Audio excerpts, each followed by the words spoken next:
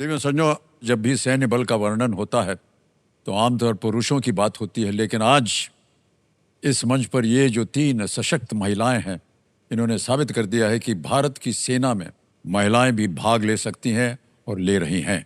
हम सब इन तीनों से इनकी इस यात्रा के बारे में हम जानना चाहेंगे। जो इंडियन आर्म फोर्सेस में, स्पेशली इंडियन आर्मी में जो महिलाएं आना शुरू हुई वो 1992 से स्टार्ट हुई हैं। और आज अभी देख सकते हैं कि इंडियन आर्म फोर्सेस ने एक हिस्टोरिकल डिसीजन लिया कि वुमेन ऑफिसर्स को कमांड दी जाए। जो ऑपरेशन सिंदूर के तहत सारी जो महिलाएं, 100 से ज़्यादा महिलाएं जो कमांड कर रही हैं, तो आप समझ सकते हैं कि कितना बड़ा दायित्व था उन पे। बिल्कुल और सही। उन्होंने बहुत ही बाखूबी से निभाया। उसका कारण यह है कि हमारी ट्रेनिंग,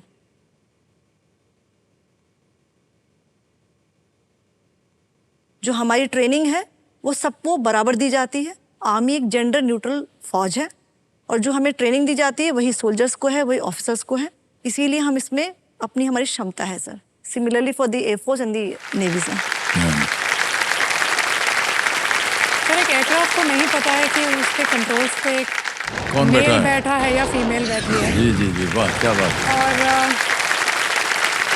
एक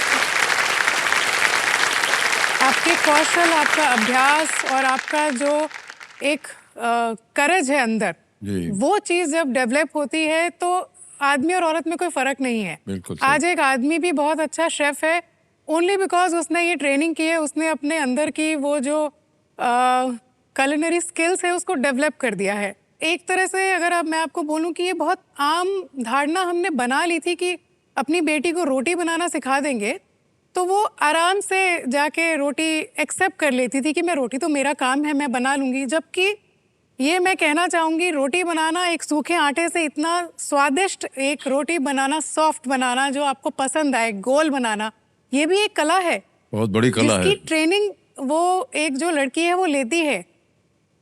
बाइक चलाना और रोटी चलाने में मुश्किल तो मुझे रोटी बनाना ही लगता है। लेकिन ऐसी धारणाएं बना ली है कि नहीं, रोटी तो ये आराम से सीखेगी, ये सीखेगा। अगर हम ये इंटरचेंज कर देंगे और उसी तरह की ट्रेनिंग देंगे तो मेरे ख्याल से कोई फर्क नहीं रह पाएगा।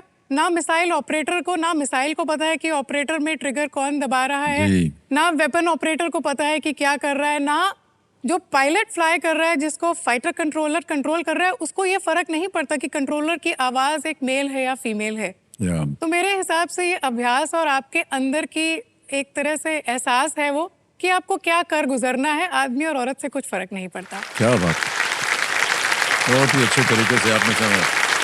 कौन सा हवाई जहाज चलाती हैं आप? मैं एक हेलीकॉप्टर पायलट हूँ। मैं चेतक और चीता उड़ाती हूँ।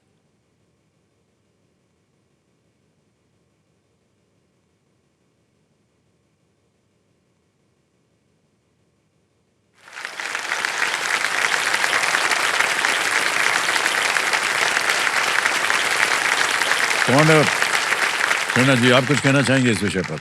सर, आई थिंक जो best message Indian arm forces ने दिया है एंड स्पेशली इंडियन नेवी ने दिया है कि we are all gender neutral service, is मुझे एक मौका as a commanding officer of a naval warship. ये बहुत ही बड़ा स्टेप है एंड जो faith the armed forces had on me, my organisation had on me, कि ये लड़की करेगी, अच्छा करेगी, बिकॉज हमने उसको ट्रेनिंग अच्छी दी है। And that is why because of this बाकी जो वुमेन ऑफिसर्स है या बाकी जो लड़कियां हैं will definitely aspire to be part of this dream and this organisation of और दिस आर्म फोर्सेस। बिल्कुल सही बात कही आपने। बहुत सारे कंटेस्टेंट से आते हैं जो कि महिलाएं होती हैं और हालांकि उनकी जो शिक्षा वगैरह है जो किसी और दिशा में है, लेकिन उनके मन में है कि हमको आर्म फोर्सेस में जाना है और वो अप्लाई करते हैं। कभी कभी रिजेक्ट भी हो जाती है, लेकिन वो हार नहीं मानती। वो कहते हैं हम फिर से ट्राई करेंगे, फिर से इम्तिहान देंगे और वहाँ जाने के लिए करते हैं। सर, यही जज्बा चाहिए। हाँ जी, यही जज्बा होना चाहिए सर। यहाँ पे काफ़ी महिलाएं भी बैठी हैं। मैं ये कहती हूँ कि आप बस इस बात का ध्यान रखें कि मैं शक्ति हूँ और कुछ भी कर सकती हूँ। क्या बात है। अगर ये जज्बा है आप में, आप कुछ भी कर सकते हो। वाह। ये मेल के लिए भी है और फीमेल के लिए भी है। बिल्कुल सही कहा आपने। अगर आप में शक्ति है तो वो प्रबल हो सकती है। वाह। तुलसी भैया, आपको किसने प्रेरित किया कि आप आर्म फोर्सेस में जाएं? सर, अगर मैं अपनी बात करूं तो मैं एक ऐसी फैमिली से हूं जो कि 3 पीढ़ी से, मेरे ग्रैंडफादर, मेरे फादर, ये सब आर्मी में थे। Oh really? वाह। और मैं एक ऐसी फैमिली को बिलोंग करती हूँ जो मेरी ग्रेट ग्रैनी थी, उनके जो एंसेस्टर्स थे वो रानी लक्ष्मीबाई के साथ में थे। वाह। ओह वाह। और हमारी फैमिली में कुछ ऐसी महिलाएं थी जो साया थी रानी लक्ष्मीबाई का। तो बचपन में से लोग घर में बच्चों को लोरियां सुनाते हैं। मैंने लोरियां नहीं सुनी, मैंने वो वीर गाथाएं सुनी, मैंने वो बातें सुनी। वाह, क्या बात है। कि एक करेज क्या होता है। तो बचपन से वो जज्बा था कि मुझे फौज ज्वाइन करनी है। जी जी।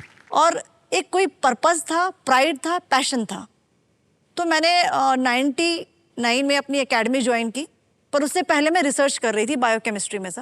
ओके। तो तब मैंने ये ठान लिया कि अब मुझे अपने ड्रीम को ट्रांसफॉर्म करना है, from the biochemistry to battlefield. वाह। मैं लेक्चरर भी थी, सो क्लासरूम से कॉम्बैट जोन बहुत अंतर है। और जो मैं वाइट कोट, लैब कोट पहनती थी, वो जो मैं बायोकेमिस्ट्री में, हाँ जी। लैब में, उससे मैंने चुना कॉम्बैट मटेरियल। जो आज मैंने पहनी है वर्दी, ये मेरे लिए सिर्फ एक फैब्रिक नहीं है, ये मुझे याद दिलाता है, जुनून जलाता है मेरे अंदर कि ये एक पैशन है, प्राइड है अपने देश के लिए मर मिटने का। क्या बात है।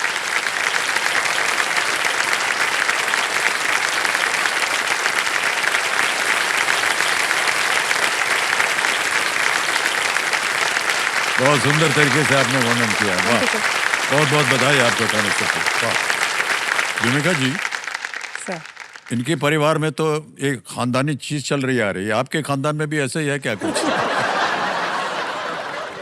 सर नहीं, मेरे परिवार में मैं पहली महिला हूँ जो अदर पुरुष में से भी पूरे जी। परिवार में से मैं आई थिंक मैं पहली ही पर्सन हूँ जो आर्मी या एयरफोर्स में या आर्म फोर्सेस में आए हैं। करीब 6ठी-7वीं की क्लास थी, तो उसमें हम लोग अपने क्लासरूम में डिस्कस कर रहे थे कि आपके सबका नामों का मतलब। तो किसी ने चिल्लाया कि हाँ, आपका नाम व्योमिका है, डॉटर ऑफ द स्काई। जी। तो कि तुम आकाश को छूने के लिए बनी हो। ये बात फिर ना एक तरह से मन में घर कर गई। तो जो हम सामने देखते थे, फिर मेरा सर ऐसा हो गया आसमान की तरफ। और जब मैं आखिर में 12th क्लास से पास आउट हो रही थी, तो मेरी एक बहुत ही फेवरेट टीचर हैं मिसेस नीलम वासन, जिनके कुछ शब्द मेरे को उन्होंने इतना बढ़ावा दिया कि मेरे अपने ऊपर जो कभी कभी स्कूल के टाइम पे सेल्फ डाउट हो जाता है, उन्होंने वो मिटाने में बहुत ही कारगर रही। और उन्होंने मेरे आखिरी स्लैम बुक में लिखा कि व्योमिका, तुम आकाश को छूने के लिए बनी हो। तो वो चीज़ बहुत ही दिल को छू गई। और 7th class to before I join the academy, मैं इतना फैसिनेटेड थी स्काई से कि मुझे बहुत पसंद था। मैं बादलों में डिज़ाइंस बनाती थी कि ऐसा दिख रहा है, वैसा दिख रहा है। लाइट चली जाती थी तो सबको लगता था अरे अंधेरा हो गया, मैं खुश होती थी कि अरे वाह अंधेरा हो गया। मैं एक साइंस रिपोर्टर मैगजीन आती थी, अगर आपको पता हो उस समय, तो उसके सेंटर शीट पे the sky of the month आता था। स्काई ऑफ द मंथ का मतलब है कि उस महीने में हाँ। आपके स्काईज पे कौन कौन से कॉन्स्टलेशन दिखाई देंगे। तो मैं अपना टॉर्च लेके वो एकदम छत की तरफ भाग के जाती थी, और मुझे बहुत ही प्राउड और एक सेंस ऑफ अचीवमेंट होता था जब एक एक कॉन्स्टलेशन को पहचान पाती थी। तो मेरे ख्याल से आई वॉज फैसिनेटेड, बट मुझे ऐसा लगता है मुझे नीली वर्दी या स्काई, नीली वर्दी ने मुझे चुना है।